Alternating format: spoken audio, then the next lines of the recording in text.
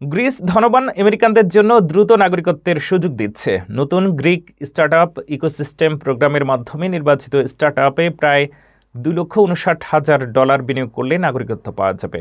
বিনিয়োগকারীরা দেশীয় অর্থনীতি এবং উদ্ভাবনকে সহায়তা করবে। গ্রিস আন্তর্জাতিক বিনিয়োগ আকর্ষণের জন্য সহজ ও কার্যকর পথ তৈরি করেছে। বিশ্বজুড়ে ধনী বিনিয়োগকারীদের মধ্যে দ্বৈত নাগরিকত্বের চাহিদা বাড়ছে। এই প্রবণতাকে কাজে লাগিয়ে গ্রিস ধনী আমেরিকানদের জন্য নাগরিকত্বের নতুন পথ খুলে দিচ্ছে। রিয়েল এস্টেটে বিনিয়োগের বাইরে গ্রিস চালু করেছে গ্রিক স্টার্টআপ ইকোসিস্টেম, যেখানে স্টার্টআপে বিনিয়োগ করেই নাগরিকত্ব বা আবাসনের সুযোগ মিলছে। এই নতুন ব্যবস্থায় আগ্রহীরা প্রায় $2,59,000 বিনিয়োগ করতে পারবেন গ্রিসের ন্যাশনাল স্টার্টআপ রেজিস্ট্রিতে তালিকাভুক্ত নির্বাচিত স্টার্টআপে।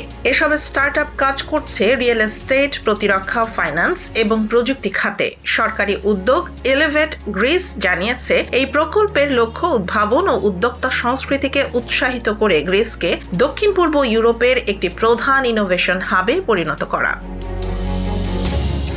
বিশেষজ্ঞরা বলছেন, বৈশ্বিক অনিশ্চয়তার কারণে অনেক আমেরিকান দ্বৈত নাগরিকত্বকে এক ধরনের সুরক্ষা হিসেবে দেখছেন। আন্তর্জাতিক বিনিয়োগ পরামর্শক প্রতিষ্ঠান অ্যাটন ক্যাপিটাল এর সিনিয়র ভাইস প্রেসিডেন্ট মোহাম্মদ বেনিস বলেন, এখন শুধু রিয়েল এস্টেট নয়, এমন বিনিয়োগকেই গুরুত্ব দেওয়া হচ্ছে যা সরাসরি স্থানীয় অর্থনীতি ও কর্মসংস্থানকে সাহায্য করে।